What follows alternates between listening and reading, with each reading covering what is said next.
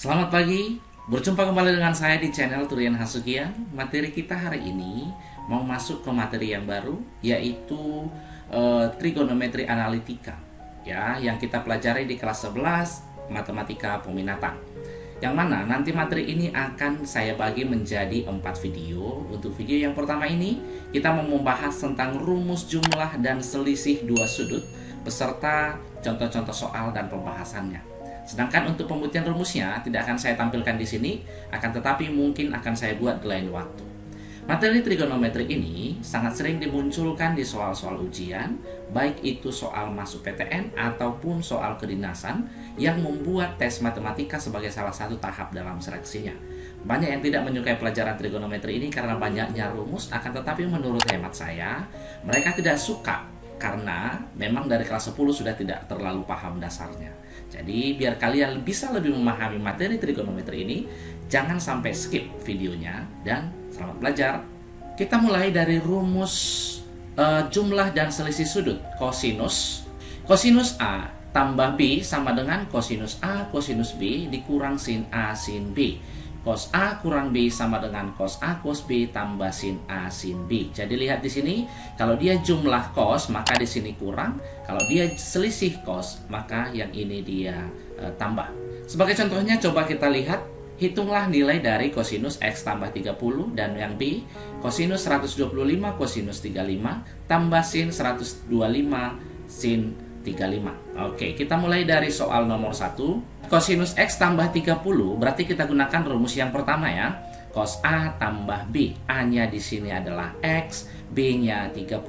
Langsung saja kita masukkan ke rumusnya, yaitu cos A cos B. Maka cos X cos 30 dikurang sinus A-nya adalah X sinus 30. Kita ingat kembali nilai-nilai dari sudut-sudut istimewa. Kosinus 30 adalah setengah akar 3 kosinus X dikurang sinus 30 setengah sinus X. Karena ada di sini setengah, kita keluarkan setengahnya, maka kita hasilkan akar 3 cos X dikurang sinus X. Jadi hasilnya adalah yang ini. Tidak terlalu susah ya. Coba kita lihat lagi soal yang B-nya. Kosinus 125 kosinus 35 ditambah sinus 125 sinus 35. Kan ini tadi soalnya ya. Yang inilah dia sebagai A, yang ini dia B-nya, yang ini dia A, yang inilah dia B-nya.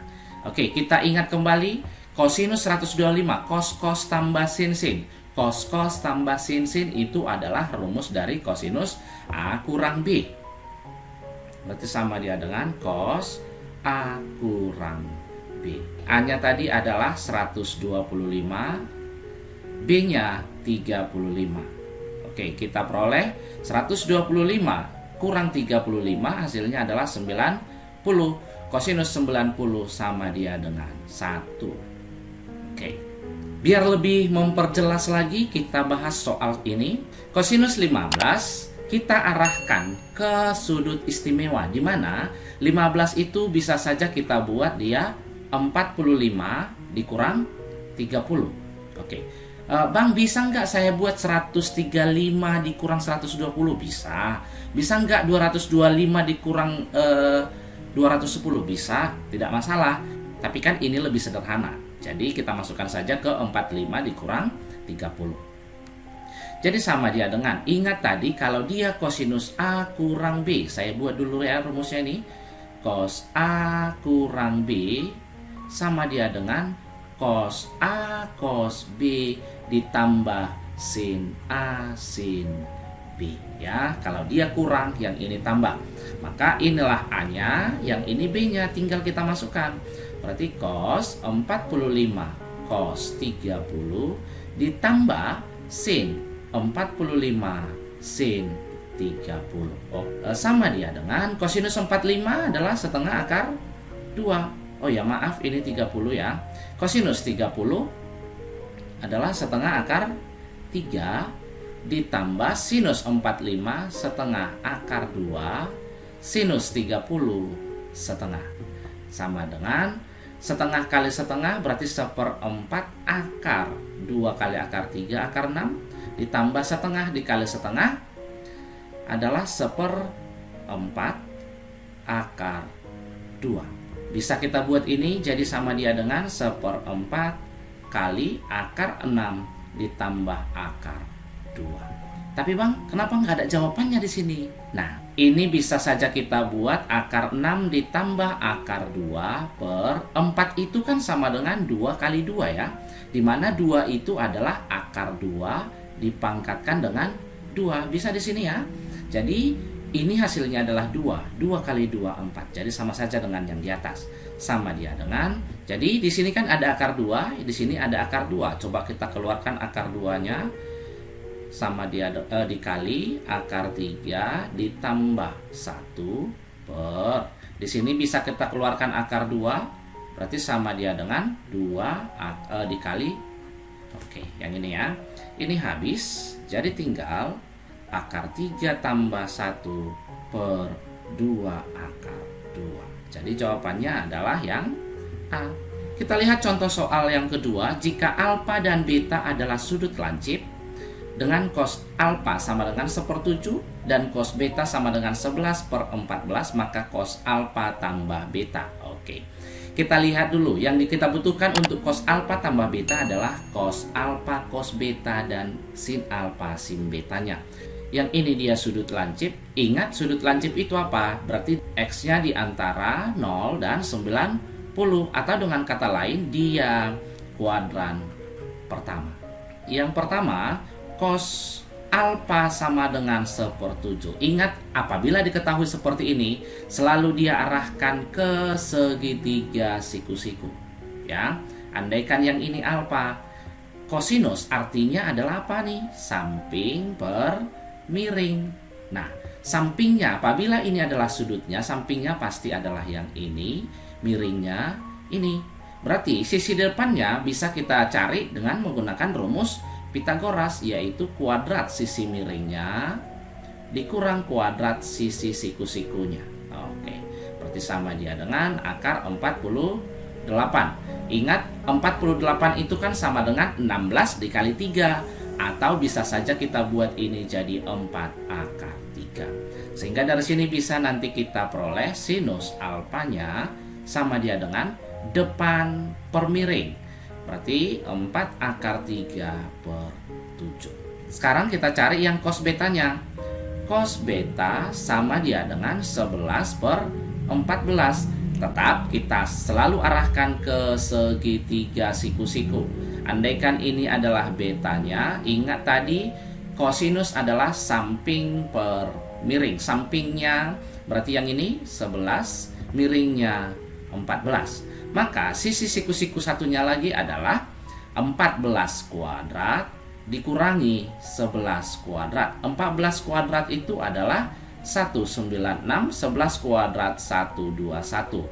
196 dikurang 121 itu hasilnya adalah 75. Atau dengan kata lain 75 sama saja dia dengan 25 dikali 3 atau 5 akar 3.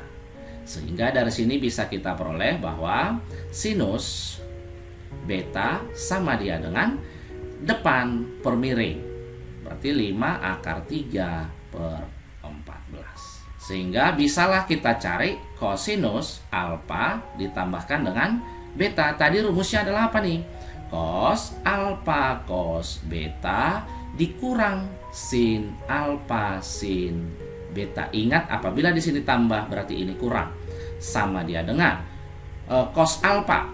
Tadi cos alfa sudah diketahui adalah 1/7 dikalikan cos betanya 11/14 dikurang sin betanya yaitu 4 akar 3/7 dikalikan sin betanya sin betanya 5 akar 3/14. Oke, sama dia dengan 1 dikali 11, 11, 7 dikali 14, 98, dikurang. Yang ini akar 3 dikali akar 3, 3 dikali 20, berarti 60/14. 98. 11 dikurang 60 sama dia dengan minus 49 per 98. Atau dengan kata lain ini adalah minus 0,5. Jadi jawabannya adalah yang B. Oke, ingat karena dia tadi sudut lancip dan kuadran pertama, maka semua dia positif ya. Makanya di sini sinusnya juga positif, yang ini juga sinusnya positif. Sekarang kita masuk ke rumus jumlah dan selisih sudut sinus. Sin A tambah B sama dengan sin A cos B tambah cos A sin B. Sin A kurang B sama dengan sin A cos B kurang cos A sin B. Sebagai contohnya, yang ini hitunglah nilai dari yang pertama. Kita mulai dari yang A. Sin 79 cos 11 ditambah cos 79 sin 11. Ingat, inilah A-nya, ini B, ini A, ini B. Sin cos tambah cosin itu adalah rumus jumlah dari sin. Berarti ini sama saja dengan sin 79 ditambah 11 atau sama saja dengan sinus 90. Sinus 90 hasilnya adalah 1. Oke, yang A-nya sudah selesai, sekarang kita yang B. Sinus 50 kosinus 10 ditambah cos 50 sin 10. Ingat, ini juga yang A, yang ini juga B. Sin cos tambah kosin itu adalah sin A tambah B. Berarti bisa kita buat sinus 50 tambah 10 atau sama saja dengan sinus 60. Ingat, sinus 60 sama saja dia dengan setengah akar 3. Kemudian yang C, sinus 76 cos 16 dikurang cos 76 sin 16. Nah, di sini sin cos kurang kosin berarti dia adalah selisih dari sin. Sama saja dia dengan sinus 76 dikurang 16 atau sinus 60 yang hasilnya sama dia dengan setengah akar 3. Biar lebih paham lagi, coba kita lihat contoh soal nomor 3. Untuk A tumpul dan B-nya lancip, maka cos A sama dengan, diketahui cos A sama dengan sekian, dan tangen B-nya sama dengan sekian, maka sinus A tambah B. Oke, tadi kan sudah saya ingatkan, apabila diketahui cos A-nya seperti ini, berarti kita harus arahkan ke segitiga, siku-siku. Kita mulai dari yang pertama, dia katanya sudut A-nya tumpul. Karena dia tumpul, berarti otomatis dia di kuadran kedua. Ingat, di kuadran kedua apa yang positif? Hanya sinus dan kebalikannya, yaitu kosekan. Ya, dari sini tadi kosinus A sama dia dengan minus 12 per 13, arahkan ke segitiga. Andaikan ini adalah A-nya, kosinus artinya adalah samping per miring. Sampingnya berarti yang ini 12, yang ini 13. Kemudian untuk mencari sisi depannya, berarti kita gunakan teorema Pitagoras, yaitu 13 kuadrat dikurang 12 kuadrat. 13 kuadrat ingat hasilnya adalah 169, 12 kuadrat 144. 169 dikurang 144 adalah 25 atau hasilnya sama dengan 5. Maka dari sini nilai sinusnya A sama dia dengan apa nih? Depan per miring, yaitu 5 per 13. Positif enggak bang? Tidak. Kenapa? Karena dia kan tumpul, berarti sinusnya positif. Apabila ditanya nanti tangannya positif atau enggak, di sini pasti negatif karena di kuadran kedua tangan itu negatif.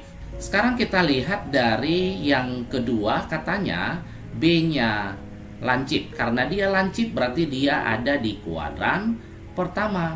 Kalau di kuadran pertama berarti semua dia positif.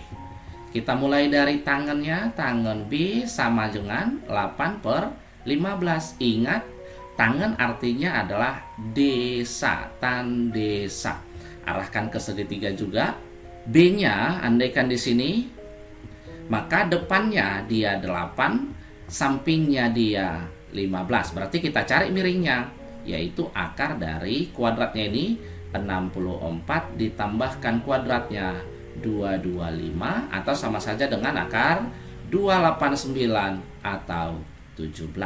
Sehingga dari sini bisa kita peroleh bahwa sinus B sama dia dengan depan per miring 8/17, kemudian kosinus B-nya samping per miring 15/17. Maka dari sini bisa kita peroleh sin A ditambah B, tadi rumusnya adalah sin A cos B tambah cos A sin B. Kalau dia kurang, yang ini kurang. Kita masukkanlah nilai-nilainya. Sinus A tadi adalah 5/13 dikalikan cos B-nya 15/17 ditambahkan kosinus A-nya tadi sudah diketahui minus 12/13, sinus B-nya 8/17. Sama dia dengan pembilang kali pembilang, 5 dikali 15 hasilnya adalah 75. 13 dikali 17 pastinya adalah 221 ya, karena pilihannya semua 221. Plus kali minus berarti jadi kurang. 12 dikali 8 itu hasilnya adalah 96 per yang ini 221. 75 dikurang 96 hasilnya adalah minus 21/221. Maka dari sini optionnya adalah yang A. Contoh soal nomor 4, dalam segitiga ABC sinus A sama dengan 3/5, kotangen B sama dengan 4/3. Oke, langkah pertama tetap harus kita arahkan dia ke segitiga ya. Yang pertama tadi adalah sin A sama dengan 3/5. Arahkan ke segitiga. Andaikan ini A. Oke, ingat sinus adalah depan per miring. Depannya adalah 3, miringnya 5. Berarti ini adalah pasti akar 5 kuadrat. 25 kurang 3 kuadrat 9. Yaitu akar 16 sama dia dengan 4. Atau kalau kalian ingat triple Pythagoras lebih gampang lagi, yaitu pasangannya 3, 4, 5. Berarti dari sini karena ditanya adalah sinus, otomatis yang ada adalah sin dan cos. Di sini sudah ada sinusnya, berarti tinggal kita cari kosinus A. Itu nanti hasilnya adalah apa nih? Samping per miring, berarti 4/5. Kemudian yang berikutnya kita lihat dari kotangen B sama dia dengan 4/3. Ingat kotangen itu, kalau kotangen kan kebalikan dari tangan. Kalau tangan tadi adalah depan per samping, maka kotangen adalah samping per depan. Nah, kita arahkan juga ke segitiga. Yang ini dia B-nya. Sampingnya tadi adalah 4, depannya 3, maka miringnya pasti 5, karena tadi ya sudah saya bilang 3, 4, 5. Sehingga dari sini bisa kita buat bahwa sinus B itu adalah 3/5, kemudian kosinus B-nya adalah 4/5. Yang ditanya adalah sin C. Nah, coba kita arahkan karena dia segitiga ABC, maka dalam sebuah segitiga ingat jumlah semua sudutnya, berarti sudut A tambah sudut B tambah sudut C sama dia dengan 180 derajat. Atau dengan kata lain bisa kita buat C sama dia dengan 180 kurang A ditambahkan dengan B. Coba kita sinuskan kiri dan kanan. Maka sin C sama dia dengan sin 180 dikurangi dengan A tambah B. Atau dengan kata lain, sin C sama dia dengan, ingat kalau dia di relasi sudut waktu di kelas 10. Apabila dia 180 tambah ataupun kurang, sinus tetap sinus A tambah B. Dia ini di kuadran kedua. Karena dia di kuadran kedua, maka sinusnya tetap positif. Sehingga sin C sama dengan sin A tambah B. Atau dengan kata lain bisa kita buat rumus tadinya. Rumusnya tadi adalah sin A tambah B, sin A cos B ditambah cos A sin B. Sama dengan sin A-nya tadi adalah 3/5, cos B-nya 4/5 ditambah cos A-nya 4/5, sinus B-nya 3/5. sama dengan 3 dikali 4, 12 per 25 tambah 12 per 25 atau hasilnya adalah 24 per 25. Optionnya yaitu yang D. Sekarang untuk yang terakhir coba kita lihat rumus jumlah dan selisih tangan. Apabila ada nanti tangan A tambah B, rumusnya adalah tangan A tambah tangan B per 1 kurang tangan A tangan B.